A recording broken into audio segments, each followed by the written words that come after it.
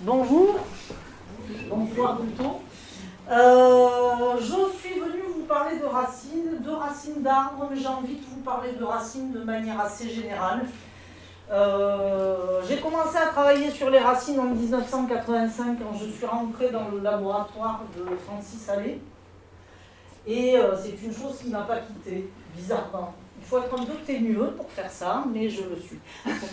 Donc j'ai envie de vous parler de racines, j'ai envie de vous parler des conditions de système racinaire des arbres en milieu urbain.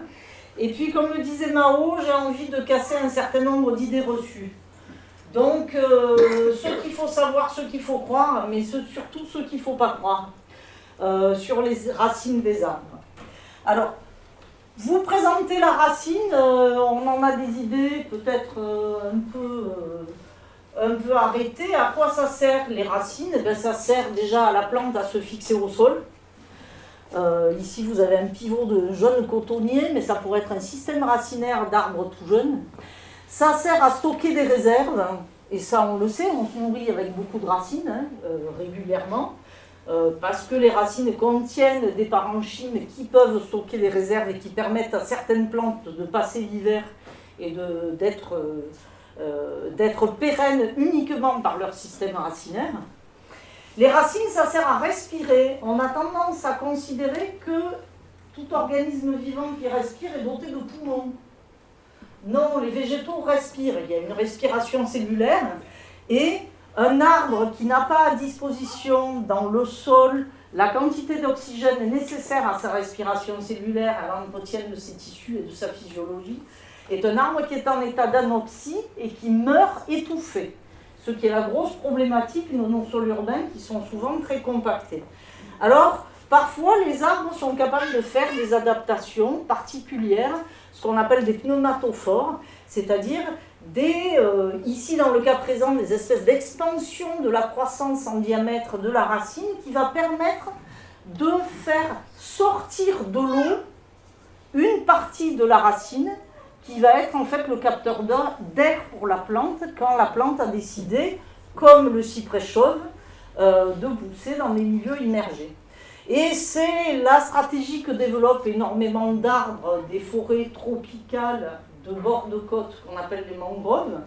Et en fait, on a beaucoup d'espèces qui sont capables de développer ces fameux pneumatophores qui sont des racines spécialisées dans la respiration, qui contiennent en fait un tissu qui stocke l'air.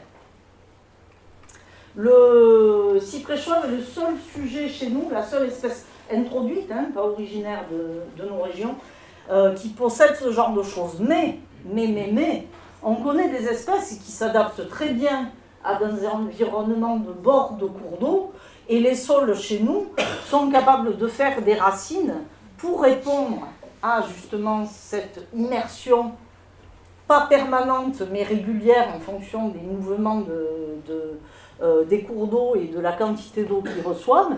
Et en fait, on peut avoir des développements racinaires sur des arbres de gros diamètre, on peut avoir des développements racinaires très importants sur les tiges si les houppiers sont soumis à une immersion régulière. Donc là, on a des sols qui développent une très grosse quantité de racines à partir des tiges qui vont leur permettre en fait de s'adapter et d'amener de l'air à la plante en fonction du niveau de variation de l'eau à l'endroit où il se trouve. Et puis les racines, ça sert à des choses auxquelles on ne pense pas vraiment, et c'est peut-être pour ça qu'on n'est pas très bon dans la gestion de l'arbre en milieu urbain, c'est que les racines, ça sert à coloniser le milieu. Alors coloniser, on en voit la manifestation quand on constate qu'à partir de racines, on a le développement de tiges, ce qu'on appelle des drageons, et quand on est lagueur comme Rachel ou des élèves qui sont là au moins, voire peut-être plus de personnes, on sait très bien que certaines espèces, quand on abat un arbre, on veut en supprimer un et en fait on en récupère une bonne dizaine, voire une bonne vingtaine à la sortie. Alors le robinier est spécialiste de ça, mais vous avez beaucoup d'arbres qui sont capables de faire percer des bourgeons de tiges à partir de leurs racines en cas de traumatisme. Et là, ici, vous avez un araucaria en terre de feu qui a décidé que lui aussi, il aimait bien le drageon. Les racines, ça sert donc à la plante finalement Je pense que vous avez peut-être été public de ce qu'a pu présenter Francis Allais l'an dernier ici. La plante, on a du mal à limiter l'individu plante et on ne sait pas trop comment l'arrêter. La plante est capable de se multiplier végétativement et les racines sont l'élément déterminant de la multiplication végétative. Multiplication végétative que l'être humain pratique, mais que le végétal pratique, lui, de manière tout à fait naturelle. Alors vous êtes ici dans un parc, dans la ville de Strasbourg, où vous avez un grand être, qui n'est pas mort, il est simplement défeuillé parce qu'on est à la fin de l'hiver, et puis vous constatez qu'il a des branches qui se sont posées au sol, et de ces branches qui ont raciné, percent des nouveaux individus. Non, je suis chez le même individu. Là, j'ai un peu de mal à mettre la limite entre un individu et l'autre. C'est un clone qui est en train de se construire. Et le marcottage est quelque chose qu'on pratique pour multiplier les végétaux depuis très longtemps. Vous pouvez très facilement multiplier des magnolias en faisant des marcottes. Une petite blessure à la base d'une branche, on met un manchon avec de la terre et on revient des mois après, on a des racines. Si on isole ce fragment de la plante mère, on a un nouveau magnolia. Si on a choisi le bon morceau. Voilà. Faut savoir. Alors oui, le système racinaire est un élément majeur de la colonisation du milieu, via ses capacités à se développer, pas uniquement de manière souterraine et pas uniquement à partir d'une racine. L'exubérance racinaire, elle est très importante dans la région tropicale avec des essences tropicales. Alors là, on est chez les figuiers qui sont quand même les champions de ce genre de choses, mais il y a d'autres espèces qui sont capables de faire ça. Et donc, le système racinaire est un élément déterminant de la colonisation. Et puis, le système racinaire intervient, les racines interviennent comme soutien mécanique. On est de nouveau chez ces fameux figuiers. Là, on est chez ce qu'on appelle les figuiers magnans. Ce sont des figuiers qui sont sacrés en Asie. On en a dans un certain nombre de temples. Et ce sont... Là aussi, on a du mal à dire est-ce qu'on a affaire à un individu ou une colonie, parce que je ne sais pas si vous vous rendez compte, vous avez un sujet, et puis à partir de ce sujet partent des branches. De ces branches naissent des systèmes racinaires qui sont capables de toucher le sol, et vous voyez là derrière que vous avez toute une série de racines colonnaires comme ça, qui soutiennent les branches, et la croissance n'a aucune raison de s'arrêter dans ces cas-là. Et ce sont des arbres qui font plusieurs centaines de mètres carrés de projection au sol et qui sont virtuellement immortels. C'est-à-dire que si finalement je coupe ici, ce qu'il ne faut pas faire parce que ces arbres sont sacrés, on les respecte, mais si jamais il y avait une intervention ici, il est évident que cette portion de branche-là se nourrit avec cette racine pilier. Donc, une forme d'immortalité des arbres est certainement liée à la capacité de leurs racines de se développer. Et puis, tout à l'heure, on était là, tout près, et on testait la mécanique de l'arbre. Eh bien, le système racinaire a un rôle tout à fait majeur. C'est frappé de bon sens, mais il faut le rappeler. Dans l'ancrage de la plante au sol et dans le soutien mécanique. Et le soutien mécanique, chez les arbres tropicaux, il passe par la fabrication spontanée de haubans en bois. Et ces haubans, c'est ce qu'on appelle des contreforts.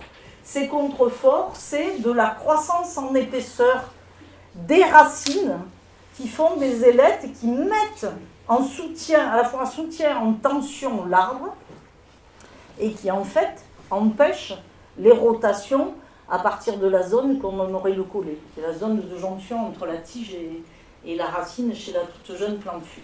Alors, les contreforts, on a tendance à considérer que c'est une chose qui est propre aux espèces tropicales, et c'est vrai qu'on a toute une nomenclature et une systématique sur les essences tropicales et qui est basée sur la forme des contreforts. Pourquoi ? Parce que quand vous vous baladez en forêt tropicale, vous voyez que des troncs. Donc pour déterminer les espèces, vous vous attachez aux critères que vous voyez. Vous voyez des bases de troncs. Donc, les forestiers qui ont travaillé sous les tropiques ont élaboré des flores sur la forme des contreforts et c'est un outil de reconnaissance des espèces. Chez nous, on a tendance à considérer que les arbres ne sont pas capables de faire des contreforts. Je vous engage à aller vous balader sur les bords du Lez à Montpellier En dessous du cirade, vous avez quelques platanes qui vous montrent que quand on leur fiche la paix, ils sont sympathiques et ils sont capables de faire ça. Tout à l'heure, on évoquait donc dehors, au moment d'un diagnostic mécanique et sanitaire, cette capacité à la base de l'arbre de s'évaser. C'est un moyen de se renforcer mécaniquement. Nos arbres, on ne leur laisse pas le temps de développer des contreforts, mais je peux vous assurer que si on leur laissait le temps, ils y arriveraient. Après, vous avez d'autres systèmes. Les oliviers, ce n'est pas des contreforts qu'ils font, ce sont des espèces de croissance mondiale, mais vous voyez qu'on a des évasements à la base du tronc chez beaucoup d'arbres, et c'est du renforcement mécanique. Et puis, les racines, elles servent à faire des tas de trucs extraordinaires. Alors, on a tendance aussi à dire que c'est typiquement tropical, hein, à aller gagner, à jouer les filles de l'air, à aller gagner le milieu aérien, ou alors à coloniser, comme ce figuier, encore les figuiers, May, Kobe, se réveille. Encore un figuier. Effectivement, ils ont des capacités extraordinaires, on le verra. Ils sont capables de germer, là c'est pas du figuier, mais c'est autre chose. Il y a des espèces qui sont capables de se dire, en fait, j'ai pas envie de fabriquer un tronc moi-même. Alors je germe au sommet de la canopée, je me fais porter par quelqu'un, et puis j'envoie un système racinaire qui lui va gagner le sol et m'alimenter. Mais je compte sur le copain à côté pour faire un tronc. Donc l'autoportance, qui est la caractéristique d'un arbre, hein, la capacité de faire un tronc, mais il y a certaines espèces qui vont avoir une structure arborescente, mais qui shuntent toute cette partie-là parce qu'elles n'ont pas envie. Et elles utilisent le tronc des autres. Et on a des choses, des stratégies très intéressantes. Peut-être avez-vous entendu parler de ces fameux figuiers étrangleurs qui sont capables de germer au sommet de la canopée, d'envoyer leur système racinaire le long du tronc d'un arbre support, d'enserrer le tronc de l'arbre support, de multiplier les racines, de finir par souder leurs racines et développer un houppier qui va émerger au-dessus de celui de l'arbre support, et à terme, l'arbre support ne peut plus pousser en épaisseur, il est mis à l'ombre par le houppier du figuier qui a germé sur lui, et il finit en fait par mourir, et le figuier devient complètement autoportant, comme on le voit ici, sur son système racinaire. Alors ça, chez nous, jamais. Je vous engage à aller au Jardin des Plantes à Montpellier, vous passez le Jardin des Plantes, vous rentrez vers l'Institut de Botanique, et vous verrez ce mycocoulier. Ce mycocoulier a germé il y a des années dans la fourche d'un mélia. Le mélia, le tronc du mélia au centre était en décomposition, on revient au diagnostic tout à l'heure. Le bois, l'arbre meurt par son centre et vit par sa périphérie. Donc ce mycocoulier a trouvé un terreau absolument sublime pour germer. Il a envoyé ses racines dans le terreau en question, il a gagné le sol, et puis le mélia est mort. Et le mélia, il a été enlevé, et on a désincarcéré, si vous voulez, le mycocoulier. Et ce mycocoulier est autoportant sur son système racinaire, et sa partie tronc est à 2 ou 3 mètres au-dessus du niveau du sol. Donc finalement, on se dit que chez nous, c'est peut-être parce qu'on ne laisse pas aux arbres, on est très carré, hein, on ne leur laisse pas forcément la possibilité d'exprimer ce qu'ils sont capables de faire, mais quand on travaille sur l'arbre en ville, on sait qu'on a très souvent des espèces qui germent dans les fourches d'autres espèces, et si on laissait le temps, on arriverait à ce genre de situation. Et puis, bon, je ne vais pas revenir sur les polémiques et les ouvrages qui sont cités et qu'on trouve actuellement en vente, mais on parle beaucoup d'associations, d'échanges au niveau des racines, hein, et de l'Internet racinaire, du web, des réseaux, des associations, des échanges. Il y a peut-être une vision un peu idéalisée, un petit peu anthropomorphique du fonctionnement de l'arbre, mais il est indéniable que les arbres sont capables de se souder entre eux, ça c'est sûr et certain, via le système racinaire, et ça n'est pas une soudure qui est un simple englobement, c'est une soudure qui est un échange de sève. Un échange de sève ou un échange de parasites, on va le voir, hein, et éventuellement de maladies.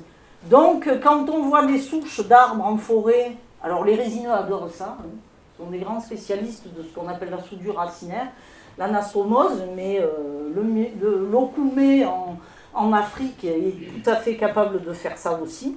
Et en fait, quand vous voyez des souches qui restent vivantes et dont le plan de coupe se referme progressivement, c'est qu'elles sont alimentées par les produits de la photosynthèse de quelqu'un d'autre. Et en fait, vous avez des arbres qui s'associent à d'autres, des dominants, des dominés. L'arbre est capable de mettre en esclavage son prochain pour utiliser son système racinaire et mieux pousser. Donc la beauté de l'échange et de... Voilà. Hein, de temps en temps, il faut un peu voir comment ça se passe. Voilà. Et puis, le système racinaire, il sert aussi à parasiter. Hein. Vous êtes sur des plantules de gui ici qui sont en train gentiment de faire pénétrer un tissu racinaire qu'on appelle l'ostorium à l'intérieur de la tige de l'arbre porteur pour aller directement pomper la sève et pas se compliquer l'existence à accéder au sol et aller chercher la sève brute. Et puis la petite chose qu'on ne sait pas, enfin on la sait, en fait on la sait mais on ne veut pas l'admettre parce qu'on a appris des choses très carrées, parce qu'on a un esprit qui est cartésien, c'est que bien souvent on voit qu'il y a des racines qui sont vertes. Alors il faut aller se balader effectivement sous les tropiques pour se rendre compte qu'il y a des végétaux qui n'ont pas de feuilles. Si, la feuille c'est ça. Vous voyez cette petite écaille là, d'accord? Chez cette orchidée. Et en fait l'essentiel de la photosynthèse se fait via les racines. Donc il y a des tas de choses qu'on apprend sur le rôle des racines, elles sont souterraines, elles servent à ancrer, elles absorbent. Oui, mais elles font des tas de trucs. Elles colonisent les milieux aériens, elles sont capables de faire de la photosynthèse, elles servent à parasiter. Et je m'attends à autre chose, parce que la nature, elle est capable de faire des trucs, et on est loin d'être au bout de l'inventaire de ce que les racines savent faire, à mon avis. Il y a des tas de choses que je ne vous ai pas présentées. Elles sont capables de tirer les arbres, de les enfoncer ou de les faire émerger. Il y a des choses extraordinaires. Mais on va passer à autre chose. C'était juste un petit clin d'œil pour présenter la racine. Alors, le fonctionnement de la racine, quand on veut savoir comment ça se passe, il y a une chose à retenir qui est simple, c'est que tout se passe aux extrémités racinaires. Alors, l'allongement, l'absorption, la ramification, la perception du milieu extérieur. Darwin disait les racines sont le nez de la plante, ou le cerveau de la plante. On a 150 paramètres qu'une plante perçoit au quotidien. Il y en a une grosse partie qui sont dans le milieu souterrain. Et c'est par ces extrémités-là que ça se passe. Alors quand j'ai commencé ma carrière, moi je disais, il ne faut surtout pas toucher, il ne faut surtout pas tailler. Ne pas enlever les extrémités racinaires. Après quand on voit comment on fonctionne en milieu urbain, on vieillit, on se moderne. Mais en attendant, il faut comprendre que tout se passe à ce niveau-là. Donc, il ne faut pas supprimer, officiellement. Voilà. Et au-dessus, qu'est-ce que j'ai? En fait, au-dessus, j'ai, pour parler vulgairement, de la plomberie, de la tuyauterie. C'est-à-dire un système de conduction des sels, avec au centre ce qu'on appelle le bois, qui est conducteur de l'eau et des éléments minéraux qui sont absorbés par les racines, et juste sous l'écorce, et quand l'écorce est fine, vous voyez à quel point c'est délicat, juste sous l'écorce, ce tissu qui, lui, est le tissu qui conduit tous les produits de la photosynthèse nécessaires à l'ensemble du fonctionnement de la plante. C'est pour ça que quand on a des adolescents qui gravent « Je t'aime, à Mimi pour la vie » avec un grand cœur à l'intérieur du tronc d'un arbre, ils interrompent la circulation de ce tissu qui est le véritable tissu d'alimentation de la plante. Et donc, on peut, c'est une pratique que fait l'ONF pour éliminer des arbres dans des plantations. Si on veut se débarrasser d'un arbre, il suffit de faire une annihilation. On enlève l'écorce et les tissus qui sont contre le bois. On enlève donc tout ce qui est ce tissu conducteur de ce qu'on appelle la sève élaborée, les produits de la photosynthèse, et c'est le meilleur moyen de tuer un arbre. On n'a pas besoin d'appeler Monsanto. Hein. Il n'y a pas besoin de Roundup pour tuer un arbre. D'accord ? Il suffit simplement d'altérer ce tissu-là. Alors, on va rentrer vraiment dans le système racinaire d'un arbre. Qu'est-ce que c'est qu'un système racinaire d'arbre? C'est un ensemble de racines, mais qui ont des caractéristiques et des fonctions qui sont différentes. On a différents types de racines dans le système racinaire d'un jeune arbre. On a déjà des racines qui vont être là durant toute la vie de la plante. Donc ce sont des racines qui fabriquent du bois et qui en fabriquent en grosse quantité. Donc ce sont des racines qui vont avoir une forme globalement conique, avec un défilement assez marqué. Alors c'est le pivot, la racine centrale, qui élabore la totalité du système racinaire. Le pivot, donc, qui est en fait le produit de la croissance de ce qu'on appelle la radicule, quand on regarde une petite graine germer. Vous savez, le petit truc qui sort blanc au début, là, c'est ce qu'on appelle la radicule, et en fait, la radicule devient un pivot.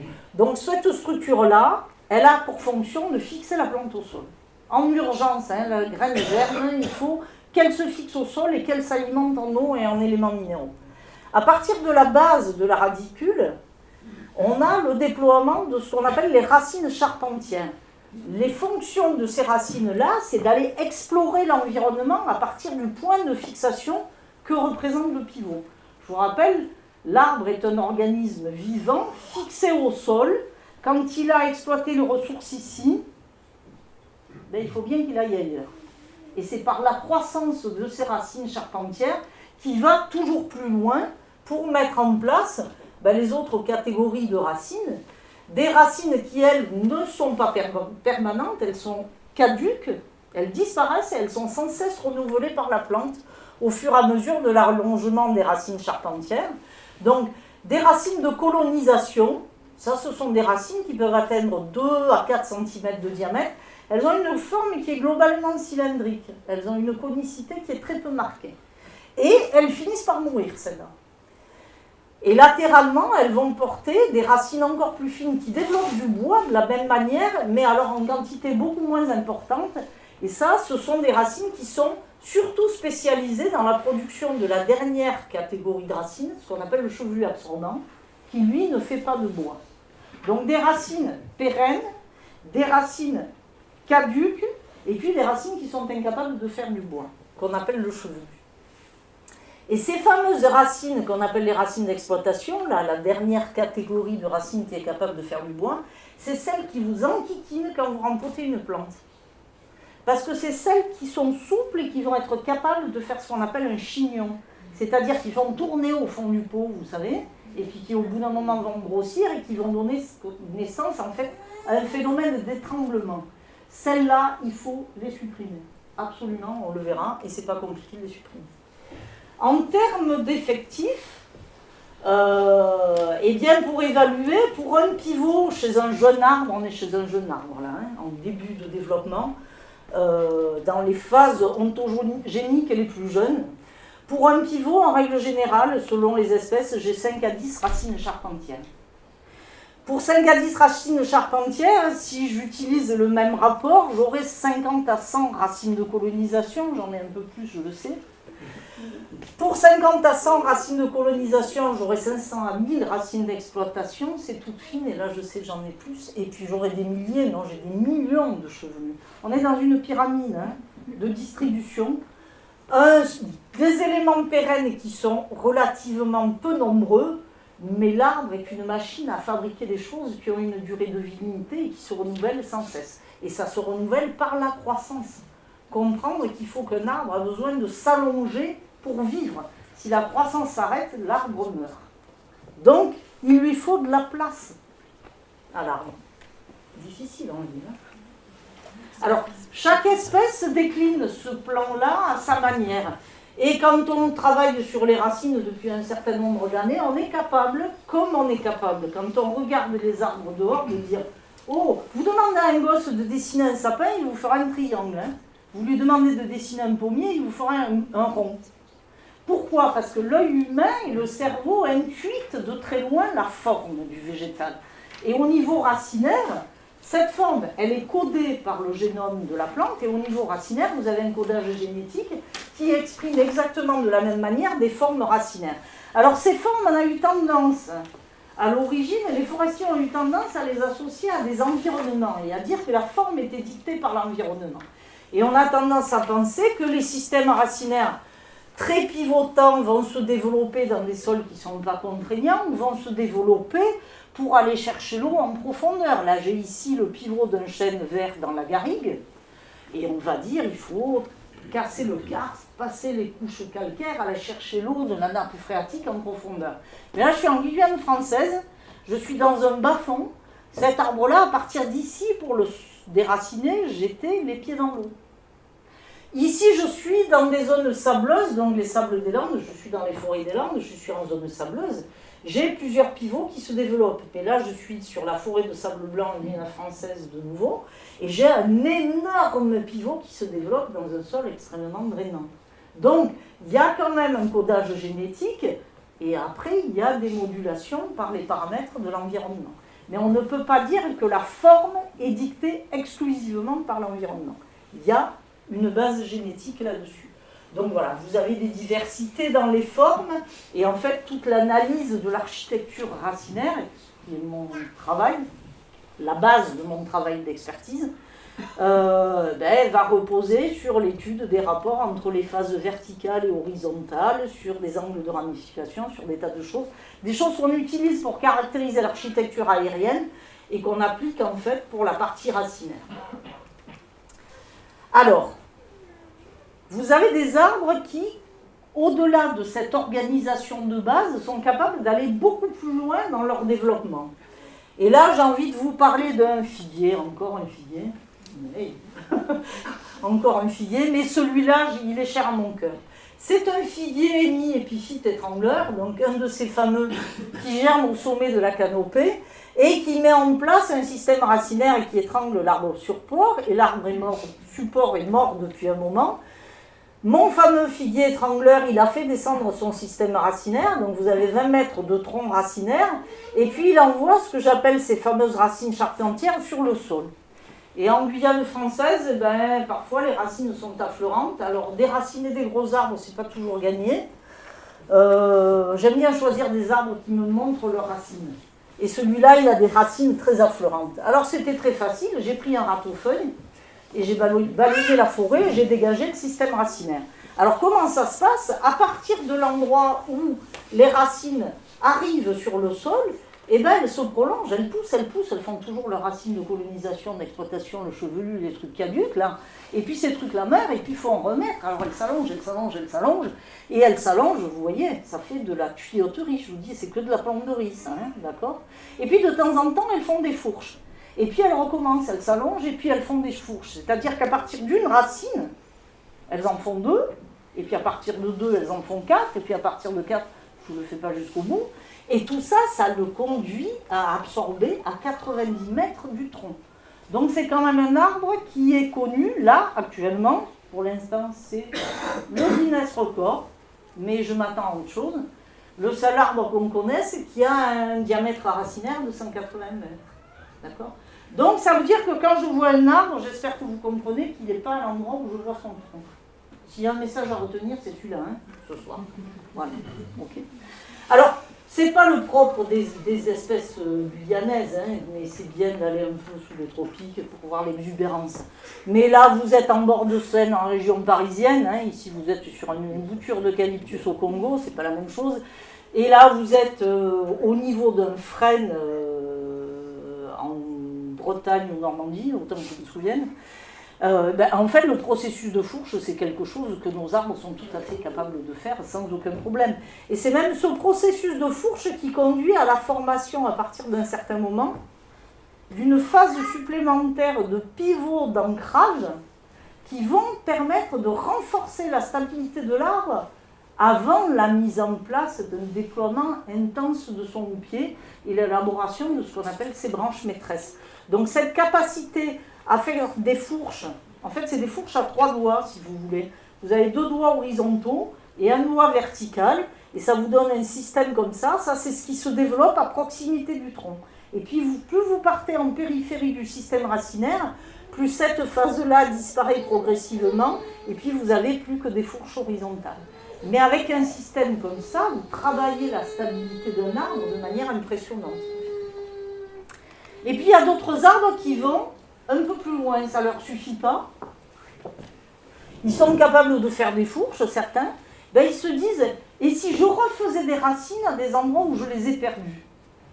Ça, c'est un processus qu'on connaît, qu'on appelle un rejet, c'est-à-dire le développement de nouvelles structures. On connaît ça dans la partie aérienne, hein. Vous voyez percer une jeune tige sur un vieux tronc, on appelle ça un rejet. Le système racinaire est capable de rejeter. Et alors, le champion de l'histoire, incontestablement, c'est le platane. Le platane, c'est quoi? Déjà, c'est un système racinaire. Quand je le regarde d'avion et que je le schématise, vous avez le tronc qui est ici. Ces racines charpentières font des fourches.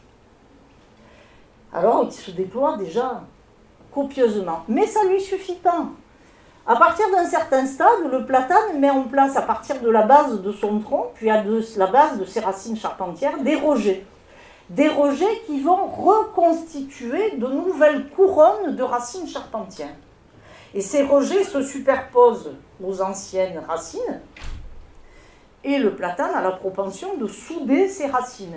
Et en fait, vous avez plusieurs couronnes de racines charpentières qui s'empilent les unes sur les autres et qui finissent par se souder. Et la véritable forme d'un système racinaire de platane, quand on lui fait chapper, c'est ça. Donc là, vous êtes au bord de la Mosson à Montpellier, il n'y a pas besoin d'aller en zone tropicale pour voir des trucs extraordinaires, ok. Et là, vous êtes sur les bords du Lez, près du Cirade. Le système racinaire d'un platane, c'est un ensemble de racines dans lequel j'arrive pas à lire. Mais Rachel, il y en a de superbes à Gignac, c'est ça? Non, Agnan, c'est Agnan, c'est Agnan. Il montre de très belles choses aussi. Donc, voilà. Alors, ça, c'est sensationnel, parce que j'ai une stabilité mécanique absolument importante, et en plus, ce qu'il y a d'extraordinaire, c'est que comme ça ne leur suffit pas, ils se soudent les uns aux autres, via ce système-là. Par contre, la problématique qui va avec ça, c'est que quand j'ai des soudures, elles sont fonctionnelles, j'ai des échanges de sel, c'est de la vraie soudure dans le cas du platane, mais quand il y a une maladie qui rentre, comme la fameuse maladie qui est sur les platanes du canal du Midi, qu'on appelle le chancre coloïen, et bien cette maladie, elle passe d'un individu à l'autre. Alors d'un côté, c'est super, parce que quand vous voulez déraciner un platane au bord de la Mosson, il vaut mieux prévoir d'en prendre 3 en même temps, vu qu'ils sont soudés les uns aux autres. Mais d'un autre côté, si vous avez un petit agent pathogène, tout petit, extrêmement insidieux, j'ai nommé une spore de champignon qui rentre là, les 3 vont y avoir droit. D'accord?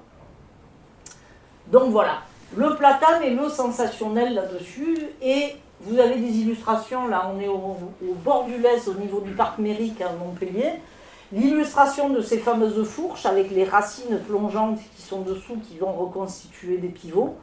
Le platane, s'il est utilisé comme il a été utilisé en ornement, c'est qu'il a une plasticité extraordinaire, et cette plasticité, elle est certainement liée à ses capacités, hélas, à répondre à la taille aérienne, mais aussi à ses capacités finalement de substitution de racines, parce qu'il en fabrique tout le temps. Mais ce qui va avec, c'est qu'il est inconcevable de planter des arbres en ville sans subir les effets des empilements des systèmes racinaires les uns sur les autres. Il n'est pas logique d'espérer qu'un platane ne soulève pas de revêtement. C'est pas possible. Donc, au niveau des enrobés en bord de route, quand les platanes sont trop près des bords de route, eh bien, vous voyez des soulèvements. Si vous mettez des pavés autobloquants, du pavage granit, des tas de choses comme ça, si vous mettez du platane, au bout d'un moment, forcément, ça va soulever.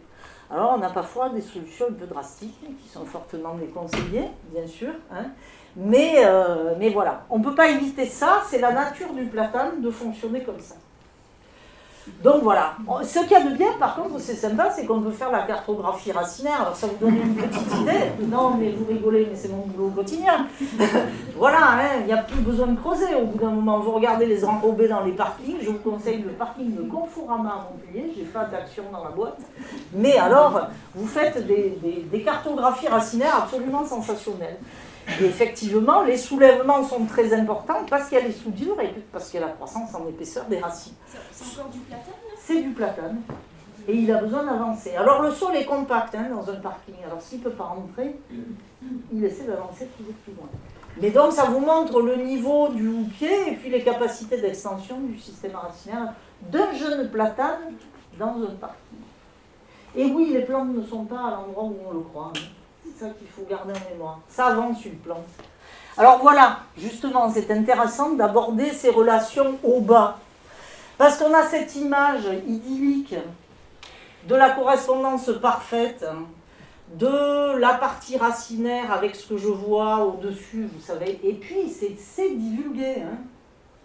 Si vous allez sur le site de l'ONF, on va vous dire que vous avez des relations précises entre ce qui se passe en haut et ce qui se passe en bas. Eh bien, là, moi, je bloque un peu et je m'insurge un peu en faux. On aimerait bien, hein, il est content, lui, il a bien compris qu'il doit respecter la règle, il doit garder ses racines en dessous de son pied et pas dépasser. Ça serait super. Pour les paysagistes, on saurait où intervenir, on saurait où passer les réseaux. Ça serait génial, mais ce n'est pas tout à fait le cas. La vraie réalité, c'est celle-là. C'est-à-dire quand on travaille réellement sur des arbres, et là, on est en milieu forestier, dans un milieu qui n'est pas contraignant, et qu'on regarde la véritable extension des racines, ben vous avez ici des représentations, ça c'est de la réalité. Hein. Le petit rond, à chaque fois au milieu blanc, c'est le tronc. La ligne en pointillé, c'est la projection du pied de l'arbre au sol. Et puis les lignes, c'est les racines et les vrais, suivis. Alors il y a encore que dans mes dessins que les racines sont rectilignes. Hein, parce que dans le sol, les racines, elles font comme ça. Alors vous pouvez constater que parfois, l'arbre, il envoie des racines et puis il dit pouf pouf, non, finalement c'est vachement bien, je reviens de là où je pars. Donc le côté rectiligne, il n'existe pas. Après, vous vous rendez compte que, alors après, vous voyez, hein, parfois ils se haïssent, mais parfois ils s'aiment, hein, parce que là, la représentation, c'est un tas de spaghettis, comme disait mon directeur de thèse, c'est-à-dire qu'on ne peut même plus arriver à distinguer qui est qui entre les deux arbres qui sont représentés ici. Et puis de temps en temps, si l'environnement le permet et ou ne le permet pas, l'arbre ne va pas s'étendre dans une direction, ce qui est bien le cas de nos arbres en ville, et du coup il va s'étendre plus dans une autre. Alors là, je suppose qu'il y a dû y avoir une contrainte qui fait que si je veux déterminer quelle est l'extension du système racinaire par rapport à la projection du pied, ma question c'est, vous la voulez là, l'extension, ou vous la voulez là? Parce qu'elle n'est pas tout à fait la même. Et en fait, a priori, je ne peux pas savoir. Donc, ça c'est une chose qu'il faut garder. Après, la corrélation entre la partie aérienne et la partie racinaire, dans notre environnement urbain, qui est le lot dans lequel on est le plus souvent en train de côtoyer l'arbre, il faut penser que les arbres sont taillés. Hein, donc, il y a des chances que les racines ne reviennent pas en arrière quand on taille, hein, je me rassure. J'espère que ce n'est pas ça qui se passe. Voilà. Alors, des petites données sur les extensions véritables. Le record en extension horizontale, c'est mon fameux figuier étrangleur qui fait 90 mètres de rayon. Mais ça, ce sont des données qui sont fournies par des collègues du CIRAD, du labo dans lequel je travaille. Donc Yves Caraglio et Christophe Jourdan. Ficus étrangleur, hauteur 80 mètres, profondeur 30 mètres aussi. Hein, si vous voulez. Donc au niveau extension, ils n'ont pas peur. Après, dans le vertical, ça c'est une représentation que donnait Francis Allais dans un de ses bouquins. Ce sont deux plantes qui font 62 mètres de longueur. Seulement Dipterocarpus alatus, qui est un grand arbre d'Indonésie, fait 2 mètres de profondeur racinaire et 60 mètres de hauteur de tronc. Tandis que Ziziphus jubea, la jubide, vous savez, dans les zones désertiques, eh bien, il fait 2 mètres de hauteur, il est sous forme de buisson, et il va puiser à 60 mètres de profondeur. Ce sont deux plantes de 62 mètres de haut. Bon, voilà, on a quand même certaines espèces qui sont capables, comme Acacia radiana, hein, qui est un petit acacia de zone désertique, il fait 7 mètres de hauteur et il descend à 65 mètres de profondeur. Mais, si vous êtes un fanatique de la spéléologie, vous savez très bien que quand on se balade dans les grottes ici, on voit des racines. Hein, donc, elles passent, elles percent le karst, et elles peuvent descendre très très très profond. Heureusement, ça leur permet d'aller chercher l'eau au moment où la surface du sol se dessèche.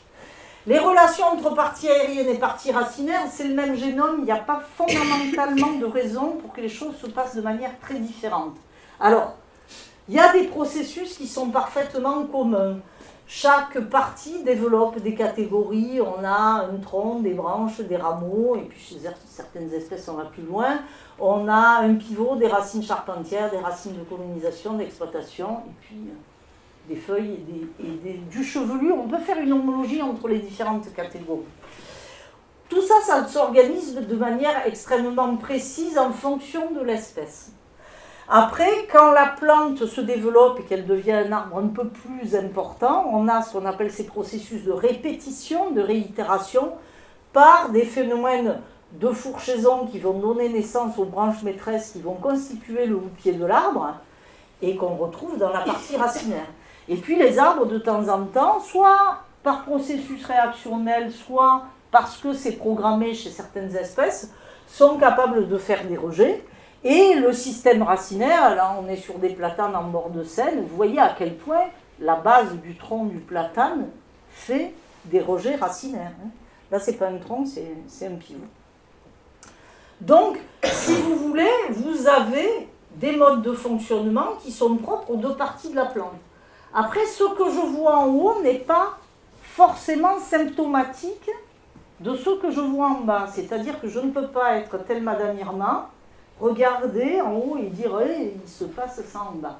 Chaque espèce développe sa propre stratégie et va éventuellement faire des choses différentes. Alors voilà, on a quelques illustrations ici.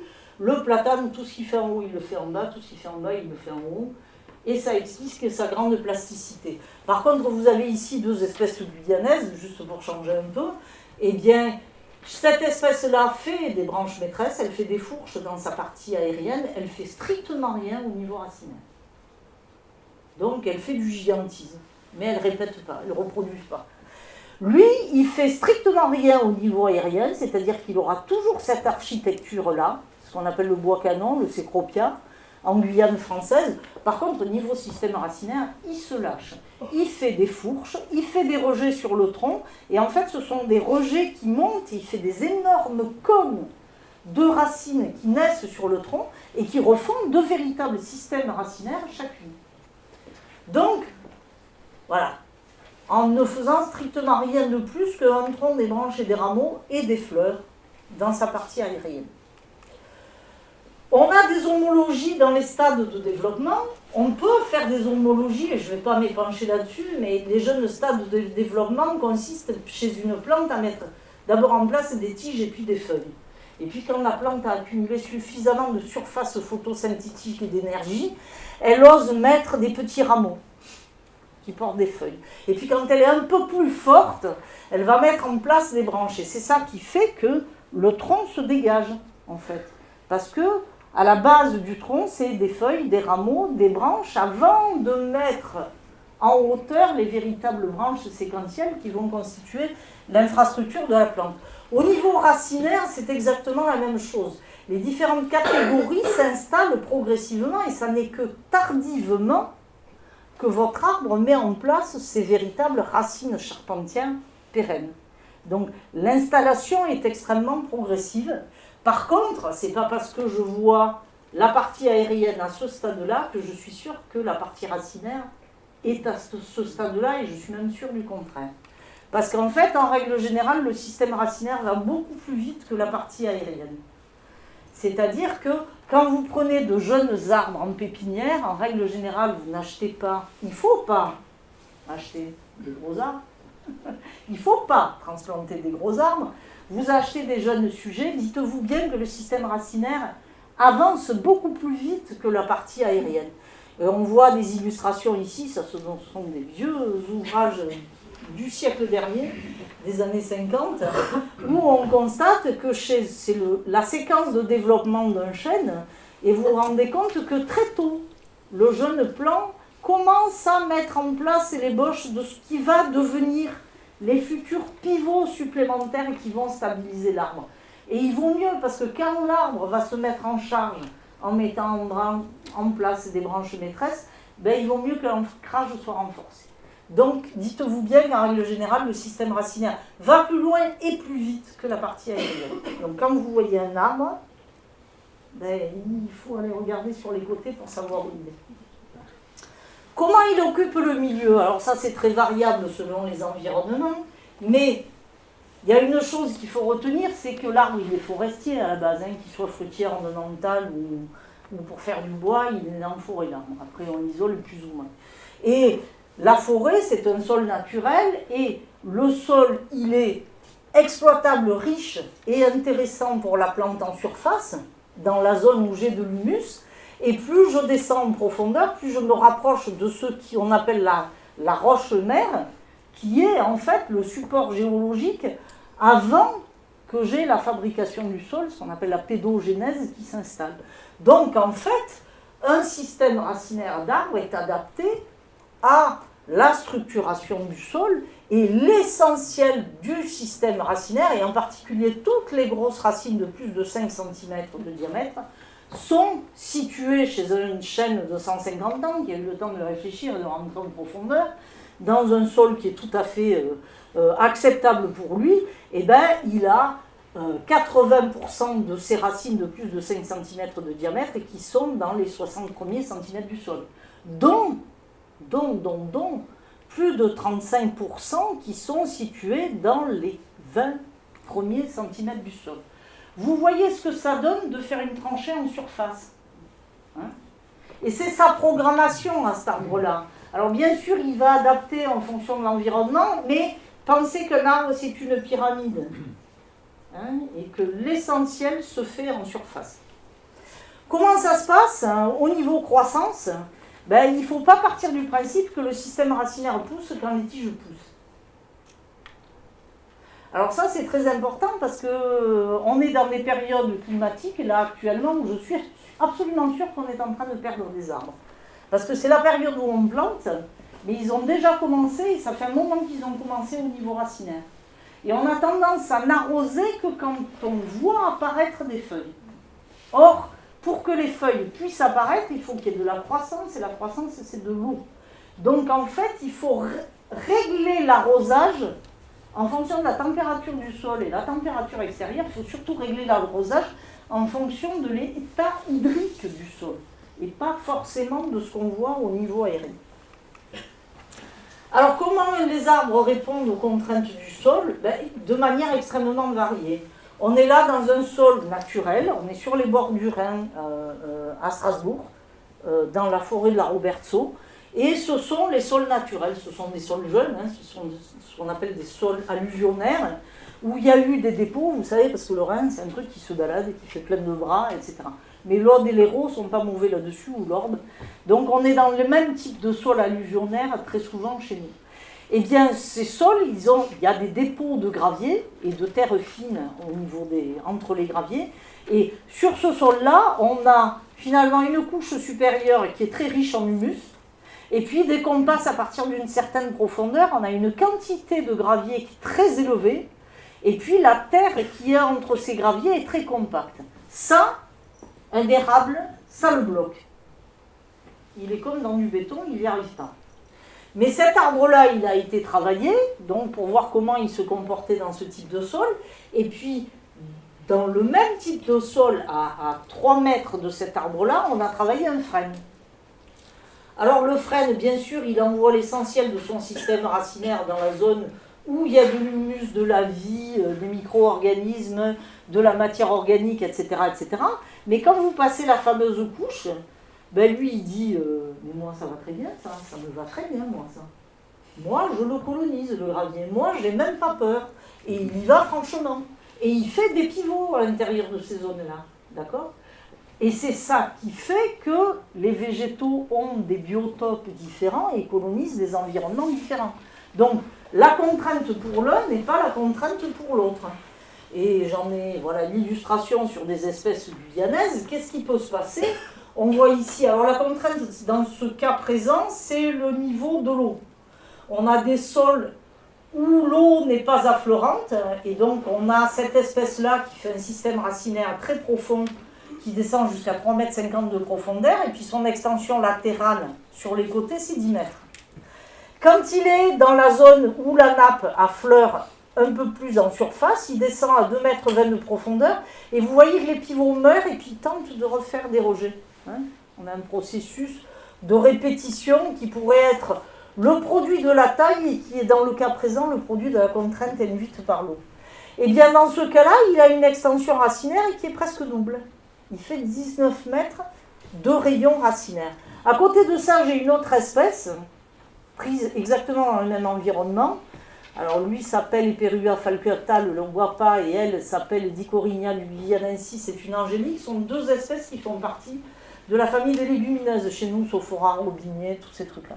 Et bien l'angélique, elle, dans un sol contraignant, elle n'arrive pas beaucoup à descendre, et elle fait une extension latérale de 16 mètres. Mais dans un sol contraignant, alors elle est bloquée, elle ne descend pas plus de 1 mètre, et elle est bloquée aussi latéralement. Donc si vous voulez, ce qu'il faut retenir, c'est que face à une contrainte donnée, vous avez des espèces qui vont dire contrainte, moi je ne sens rien du tout, tu sens un truc, toi, moi ça va très bien. Donc ils vont ne manifester aucun symptôme de ce truc-là. Et puis vous avez des espèces qui vont sentir la contrainte et qui vont faire ce qu'on appelle de la croissance compensatrice, c'est-à-dire je ne peux pas pousser en profondeur, j'ai compris, je m'étale en surface. Et puis vous avez des espèces pour lesquelles la contrainte est une véritable contrainte. Ne vous amusez pas à faire pousser dans nos sols argilo-calcaires à pH au-dessus de 7 des espèces qui poussent normalement dans de la terre de bruyère. Elles sont incapables. Le calcaire est une contrainte chez nous qui est bloquante de la palette végétale qu'on peut installer. Donc ça fait partie des éléments qu'il faut connaître. Alors dans les environnements urbains, on y arrive. Où elles se mettent, ces pauvres racines? Là où elles peuvent. Là où elles peuvent. Et il faut qu'elles se glissent dans des zones où il n'y a pas trop de compaction, où elles peuvent récolter de l'eau, où elles peuvent avoir un peu de nutrition. Et les problématiques majeures des sols urbains, ce n'est pas l'alimentation minérale, c'est l'état physique du sol. On fait beaucoup d'analyses en aménagement paysager, mais on ne fait jamais véritablement la bonne analyse. Parce qu'en fait, les plus gros problèmes des sols urbains, c'est la compaction, c'est les vibrations, c'est le passage des voitures, c'est les choses qui font qu'on chasse tout l'air et qu'en fait, les racines se retrouvent à essayer de rentrer dans du béton. Alors, si elles n'y arrivent pas, elles vont essayer de passer entre les couches de résistance. Alors, elles vont passer entre l'asphalte, les couches d'enrobé, et c'est ça qui fait les soulèvements, les fameux qu'on montrait dans les parkings tout à l'heure. Ou alors, elles adorent les tranchées de réseau. Parce que les tranchées de réseau, c'est rempli de sable, et là, j'évolue, voilà, et puis je récupère l'eau qui percole, c'est génial. Donc, les tranchées de réseau, c'est la situation idéale. Et on est en situation conflictuelle avec les VRD, permanent, et je vois la paysagiste qui dit oui. Voilà. Donc installer des arbres en ville, c'est pas si facile que ça. Il faudrait pouvoir leur donner le volume qu'il faut. Comment les arbres réagissent à la contrainte? Eh bien, si vous pouvez vous dire, voilà, ils soulèvent leur revêtement, finalement, je vais mettre quelque chose sur leur système racinaire. Ah mais non, mais la racine, c'est un capteur. Et une racine qui est programmée pour pousser à un certain niveau de profondeur, si vous lui remettez du sol par-dessus, elle va remonter. Alors elle ne va pas remonter par la partie qui est grosse, la plomberie, là, mais par ses extrémités, elle va remonter. Donc ce n'est pas la peine d'empiler les couches, parce qu'elle, elle remontera.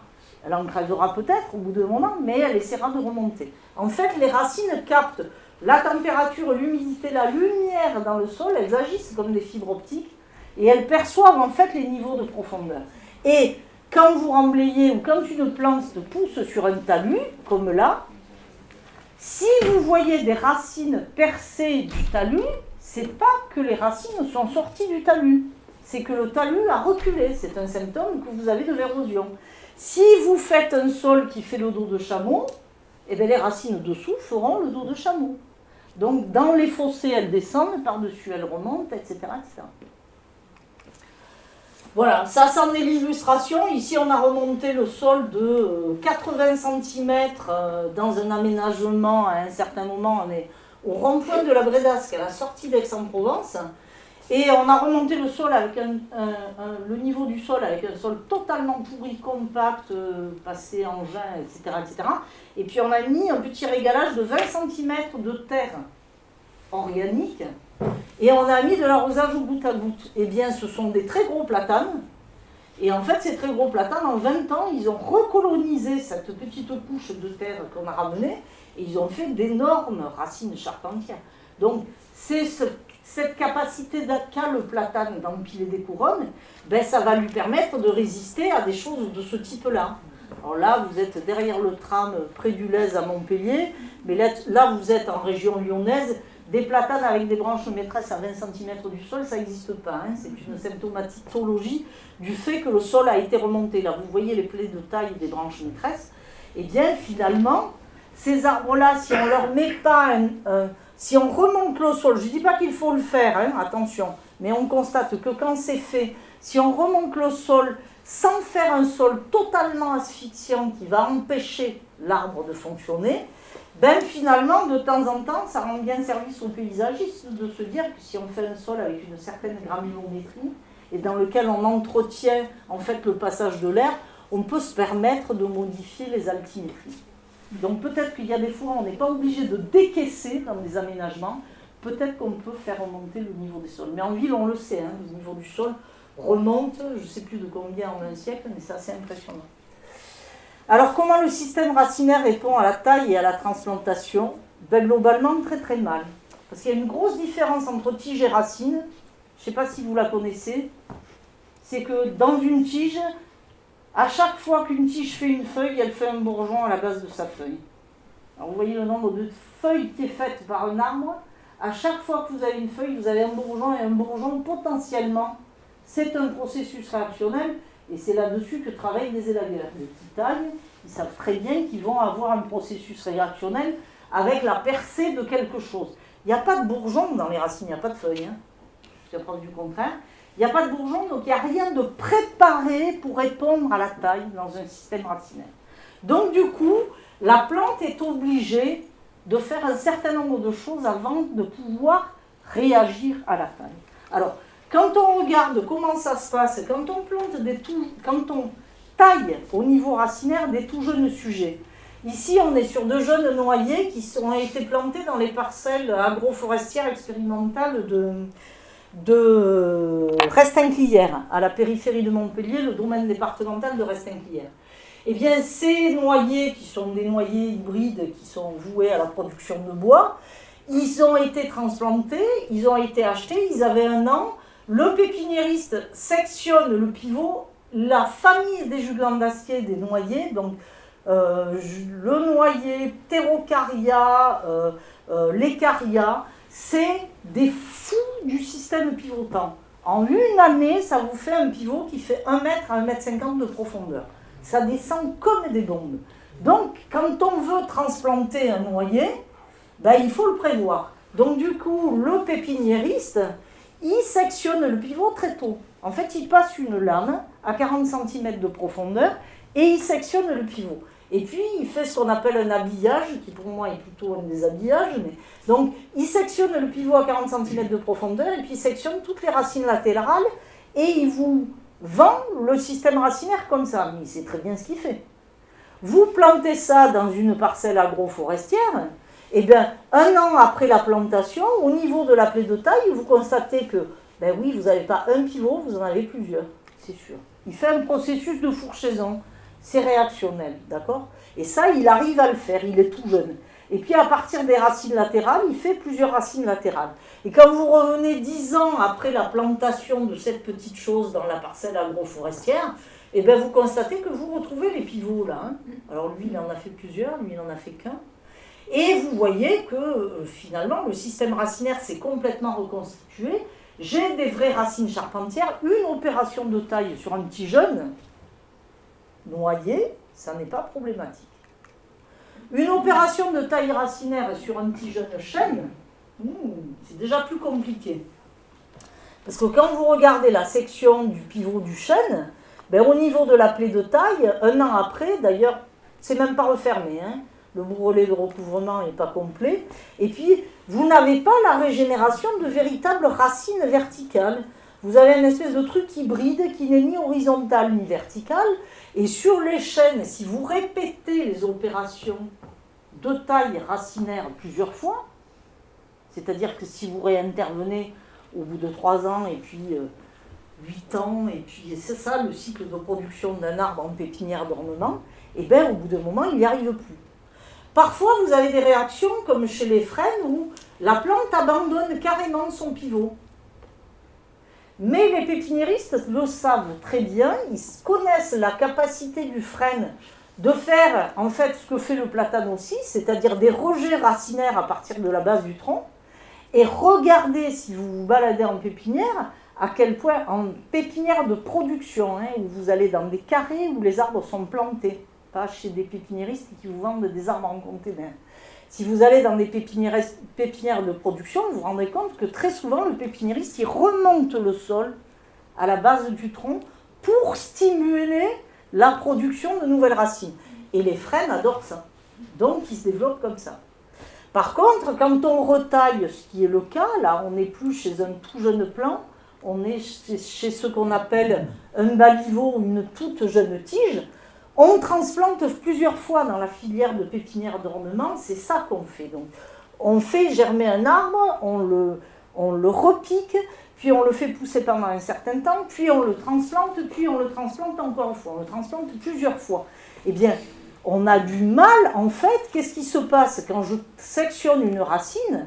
Il faut d'abord qu'elle puisse recouvrir la plaie de taille avec ce fameux bourrelet de recouvrement dont parlait Rachel tout à l'heure, mais elle n'a rien pour démarrer. C'est à partir du bourrelet de recouvrement qu'il va falloir qu'elle fasse de nouvelles racines.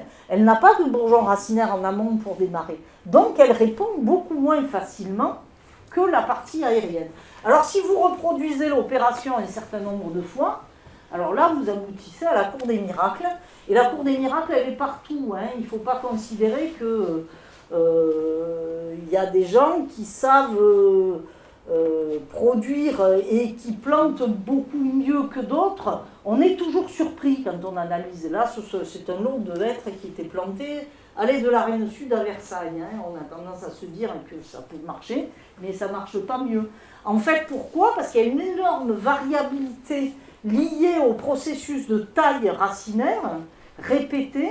Et quand on achète des arbres, quand on les veut gros, on les achète très souvent avec la terre autour.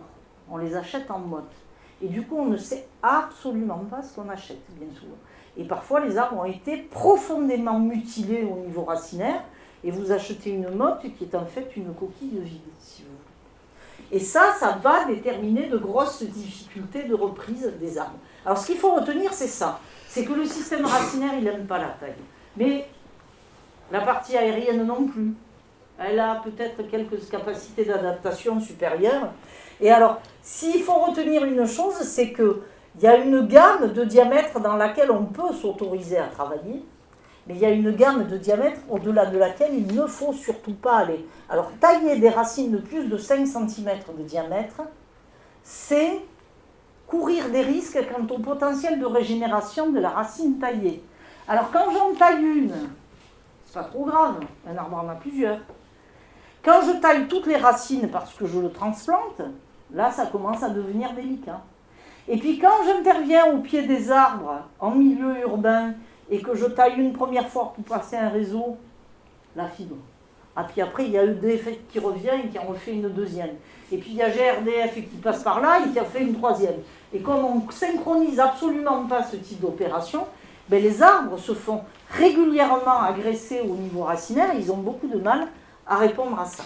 Alors, plus je vais travailler sur des arbres qui sont vieux, plus en fait ce processus-là, qui fait que soit je régénère, soit j'arrive à la mort de la racine, ben plus je vais travailler sur des systèmes racinaires qui sont vieux, plus je vais perdre la possibilité à régénérer par fourchaison ce que j'ai enlevé, et je vais partir sur des choses qui vont avoir rien à voir avec ce que j'ai amputé.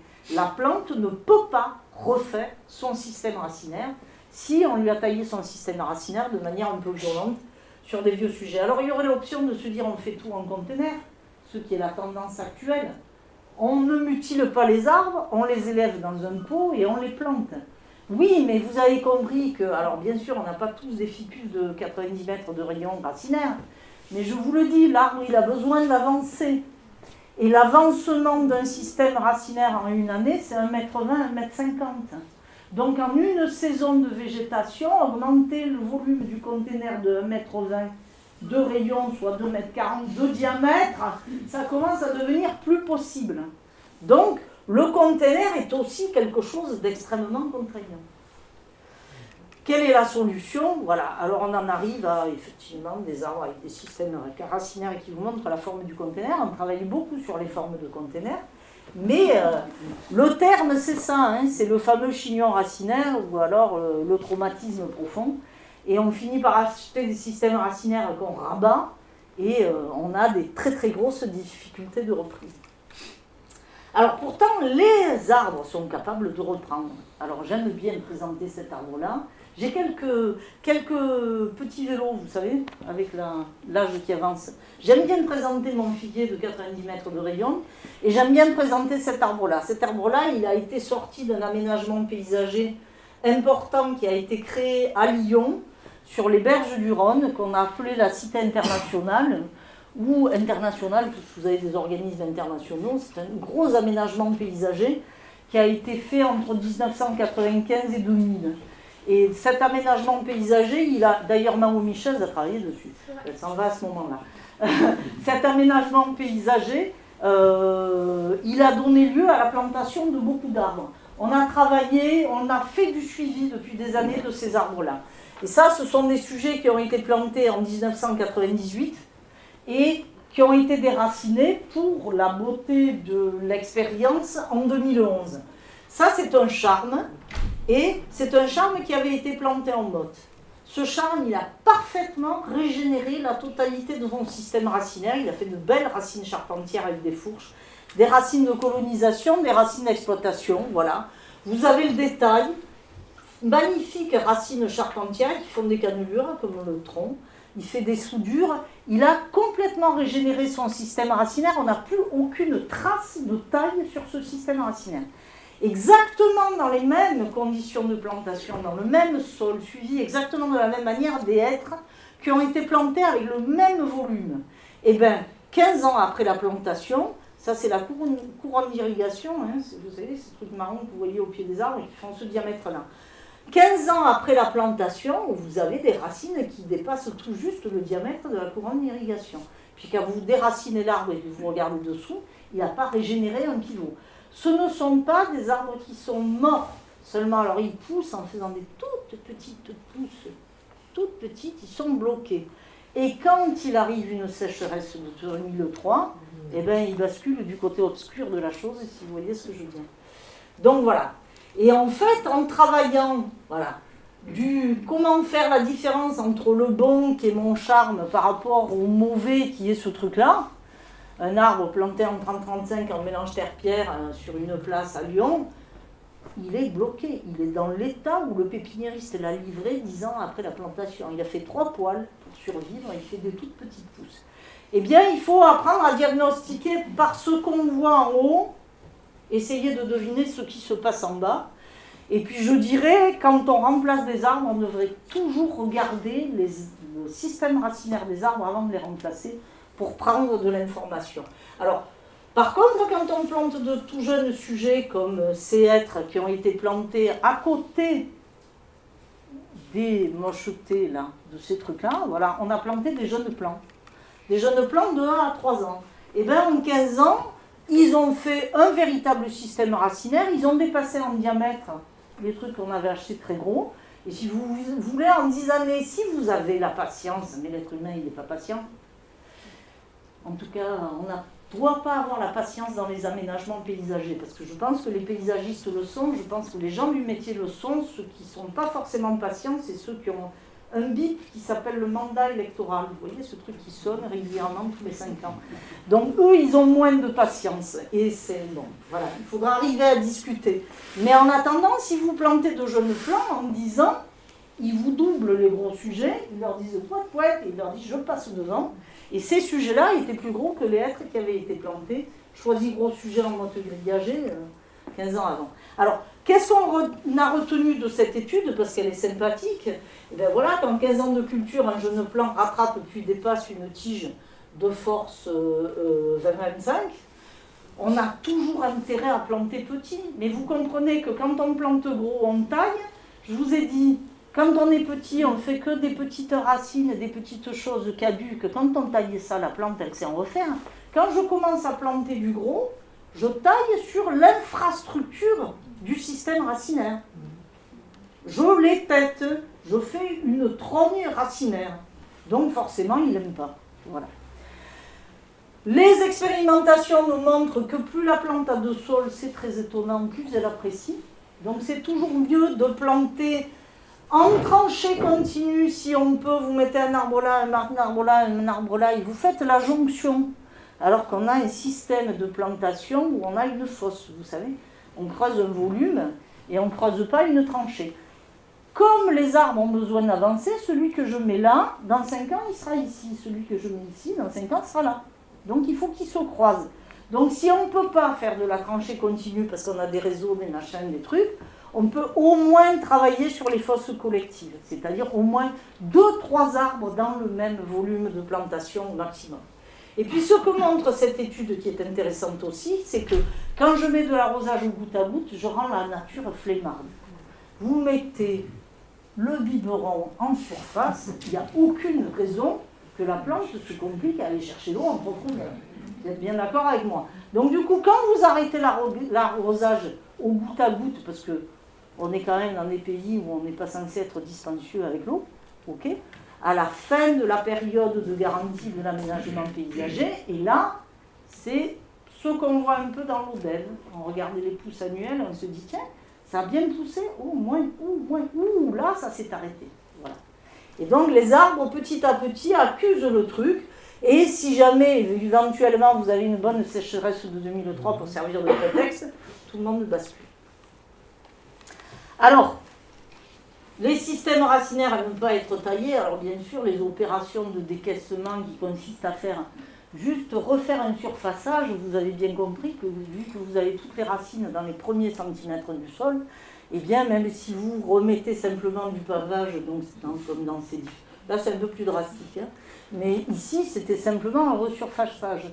Mais un resurfaçage, pour poser du pavage, vous avez, les paysagistes elles me reprennent, vous avez déjà l'épaisseur du pavé et puis vous avez le lit de pose. Donc vous avez forcément une certaine épaisseur. Poser un pavage à moins de 20, difficile. Donc 20, vous calculez, c'est l'endroit où officiellement le système racinaire est. Alors si on travaille de manière un peu violente, comme c'est souvent le cas, avec des engins un peu lourds, et bien ça donne des choses comme ça, on attrape les racines, on tire, et puis on fait des fissures qui remontent dans le tronc. Et après, on appelle les experts en tenue sanitaire et mécanique pour essayer de comprendre pourquoi les arbres sont creux et pourquoi ils sont dangereux et pourquoi ils tombent. Mais il n'y a pas besoin d'aller se rapprocher au pied de l'arbre. Hein. Ici, on est à la Vérune. C'est un décaissement qui a été fait à 6 mètres de l'alignement. C'était l'automne en plein mois de juillet. Hein. En 15 jours, les arbres se sont défaits. Parce qu'il y a le fait que j'attaque les racines, mais il y a le fait aussi que j'enlève le sol et que j'enlève la réserve d'eau pour le sol. Donc ces arbres-là, ils sont passés voilà, de l'état initial normal à ces différentes étapes en simplement 15 jours. C'est bien dans le midi de la France, on a des réponses rapides avec la sécheresse. Et les réponses, ça peut être ça. Alors ça peut être différé. Ici on est à Vence. Ce sont des travaux, les résultats des travaux au pied des arbres, où on passe des réseaux, on fait ce qu'on appelle des rognages de chaussées. Et finalement, on coupe les racines, et les racines n'ont pas la possibilité ni de régénérer, ni de faire de bourrelets de recouvrement quand elles sont coupées sur du gros. Vous avez des pourritures qui s'installent, et cet arbre-là s'est gentiment affaissé tranquillement, un jour où il n'y avait strictement aucun vent, à 9h du matin, au niveau d'un arrêt de bus, d'une boîte aux lettres, et heureusement, les gamins étaient rentrés dans l'école, personne n'avait eu la bonne idée d'aller poster sa lettre à ce moment-là, et les gens de la maison étaient partis travailler. Et là, le gestionnaire, il fait « merci ». Ouais. Mais ça ne tombe pas toujours avec le vent.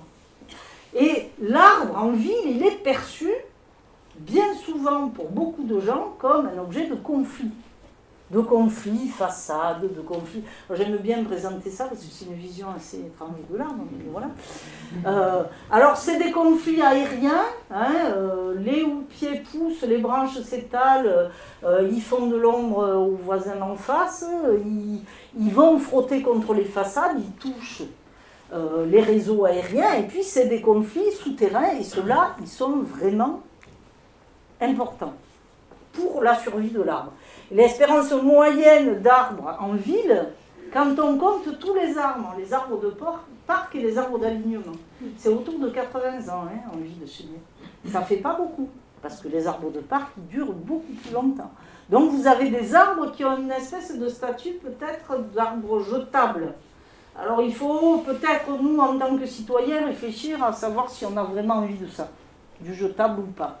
Est-ce qu'il faut en mettre partout? Est-ce qu'il faut faire des arbres à l'égyptienne, vous savez, coincés entre un truc et un machin, et en leur disant, mais oui, tu vas te régaler, on va te passer là, le croissant toutes les 5 minutes, c'est peut-être pas possible.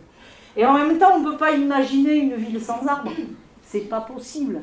Hein, là, on est rue Garibaldi à Lyon, sur un projet sur lequel moi je suis intervenue, et c'est vrai que maintenant on restructure la ville, on laisse les voitures dehors, on part vers le déplacement doux, on doit pouvoir faire cohabiter le piéton, le vélo, le bus et éventuellement les quelques voitures qui doivent passer, et le reste ça doit être de la végétalisation, de la climatisation. Un arbre c'est quoi? Ça structure un décor, c'est sûr. Il y a une esthétique, c'est sûr et certain. Ça atténue la vitesse, etc. en ville, mais surtout c'est un régulateur de l'environnement énorme.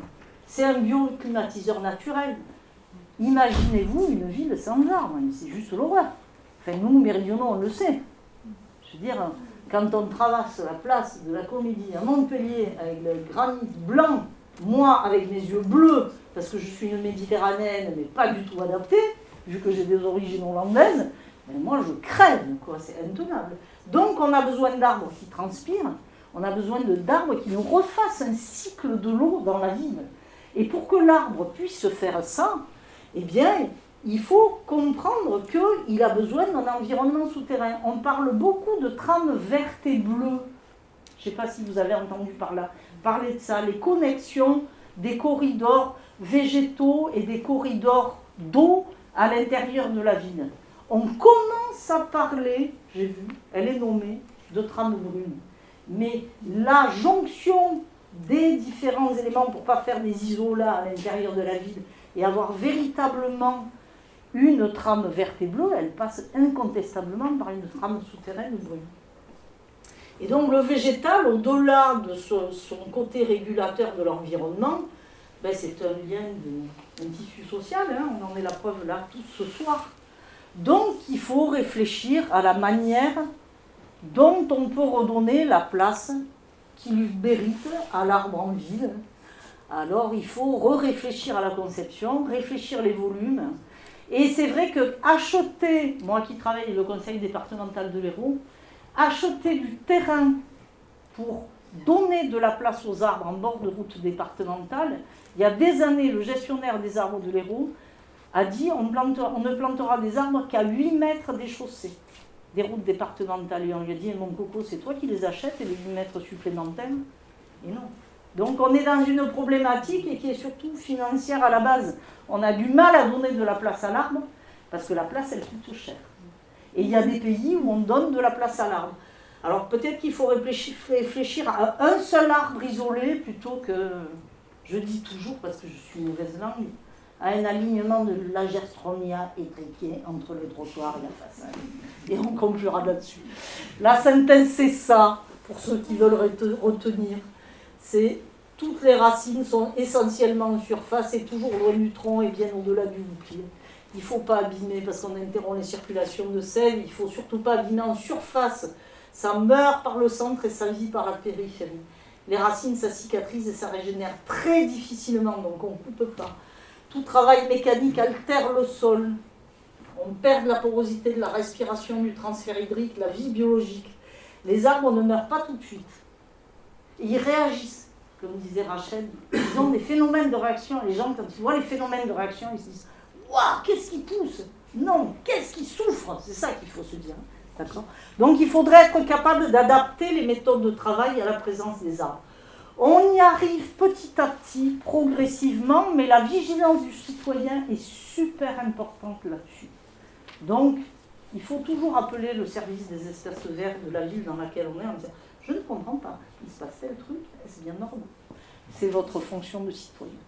Voilà, je vous remercie de votre écoute.